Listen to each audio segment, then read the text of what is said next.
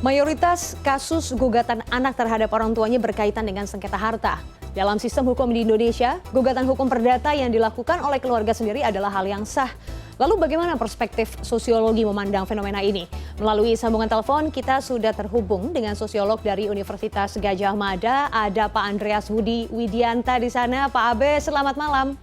Selamat malam, Mbak. Baik, Pak Abe, dalam 1 minggu 3 kasus, bahkan 4 kasus anak menggugat orang tua yang mewarnai pemberitaan. Kita bisa saksikan di Bandung tadi, Salatiga, Kendal, lalu ada juga di Banyuasin, Sumatera Selatan. Kalau dari 3 kasus tersebut, pemicunya adalah terkait dengan faktor ekonomi. Kalau dari kacamata sosiologi, Pak, bagaimana sih Pak Anda melihat fenomena ini? Apakah sudah ada pergeseran nilai yang dipercaya antara hubungan anak dan orang tua? Iya, saya kira ini gejala yang muncul dengan beberapa kasus konflik yang kemudian sampai ke pengadilan. Ini sebuah fenomena gunung es, saya kira.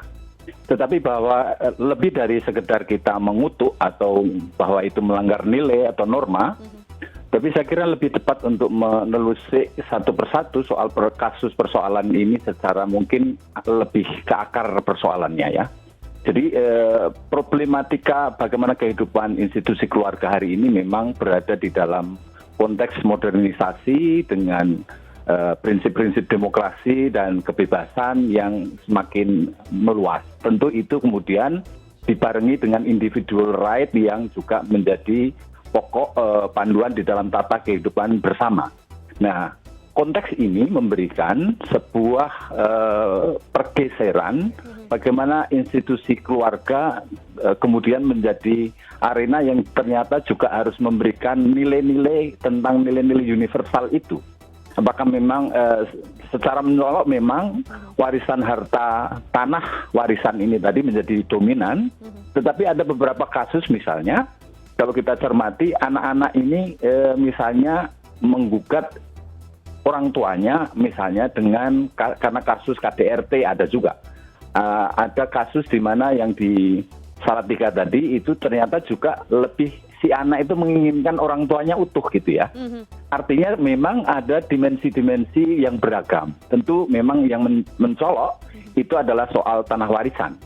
Nah, dimensi tentang value gap, tentang bagaimana nilai yang juga bergeser di tingkatan bagaimana generasi muda hari ini dan juga perspektif orang tua, itu tentu menjadi bagian yang tentu bisa menjadi background penjelas atas itu. Tetapi bahwa dimensi yang paling masih berkaitan dengan bagaimana institusi keluarga itu memberikan tanaman nilai-nilai, bagaimana menghargai orang lain, menghargai orang tua secara normatif, kira-kira begitu.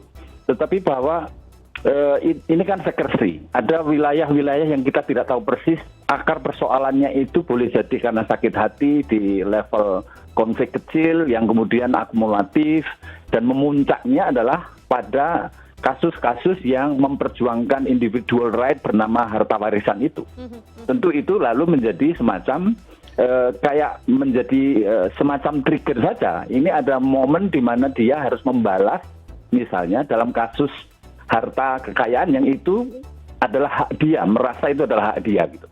Nah, ini yang tentu artinya memang perlu bagaimana institusi keluarga ini digeser dalam memberikan pola didik terhadap bagaimana anak-anak, tetapi juga penting untuk menjelaskan di masa-masa mendatang ini akan ada banyak aging community, masyarakat yang semakin menua, yang tentu saja itu juga menjadi perlu diperhatikan tentang bagaimana anak-anak ini memperhatikan orang tuanya di masa tuanya seperti apa. Karena begini, ada banyak kasus saya kira, begitu banyak anaknya sukses di mana-mana, tetapi si orang tua ini sendiri akhirnya hanya dipelihara atau dirawat oleh mungkin orang lain justru, mungkin perawat atau orang lain yang sama sekali tidak ada kaitannya dengan keluarga. Ini kan fenomena yang memang menunjukkan gejala modernisasi yang memang menunjukkan gejala individualistik inilah yang kemudian memicu berbagai individu tagihan atau tuntutan atas individual right itu tadi meningkat.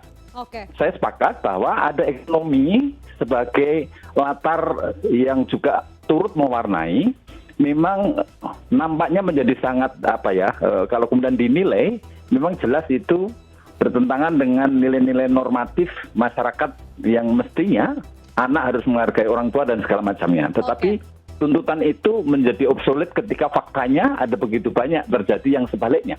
Baik. Nah, situasi ini tentu harus dilihat dalam kerangka pendidikan, bagaimana ke depan ini tantangan pendidikan publik ya, Mbak. Oke. Pendidikan publik bagaimana memberikan nilai-nilai etikal, nilai-nilai etis, menghargai orang lain termasuk orang di dalam bahkan yang utama sebagai orang yang melahirkan kita, mengukir jiwa raga kita begitu.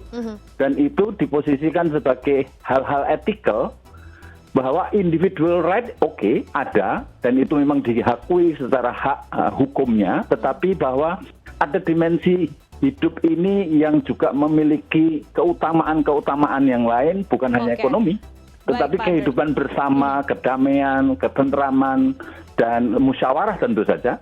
Nah, ini saya kira memang kanal-kanal di dalam institusi keluarga mungkin menemui jalan buntu untuk bisa mendapatkan konsensus bersama. That's why makanya peran pendidik ini juga begitu berperan penting untuk bisa menyerap nilai tersebut ada di dalam keluarga. Mungkin kalau boleh saya wrap up sedikit Pak Abe, kalau zaman kita kecil kita tahu ada hierarki antara orang tua dan juga anak, ada otoritas norma di situ. Mungkin sekarang kalau kita melihat bagaimana sekolah atau kehidupan bernegara yang paling basic sekarang adalah pendidikan begitu ya. Bagaimana sekolah menyelami kita untuk bisa lebih bersuara tentang segala hal yang menurut kita benar ataupun salah, untuk bisa lebih speak up.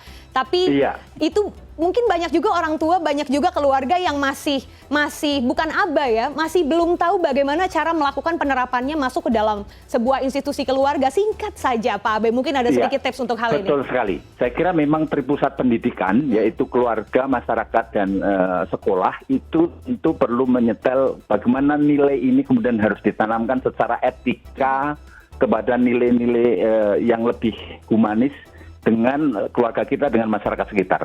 Nah, ini yang tentu menjadi tantangan ke depan.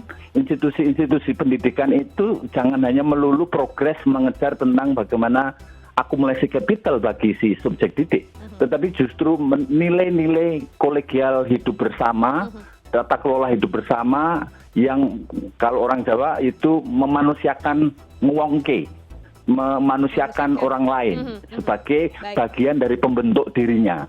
Nah, sehingga rasa ini sesungguhnya, kalau kemudian tadi saya kira saya sepakat bahwa nilai-nilai keluarga hari ini mestinya juga tidak bisa feodalistik seperti dulu lagi kan, harus juga demokratis, membuka kalau ada kekecewaan harus ngomong, harus agar orang tua juga mengerti apa yang dimaui anak, begitu dan sebaliknya.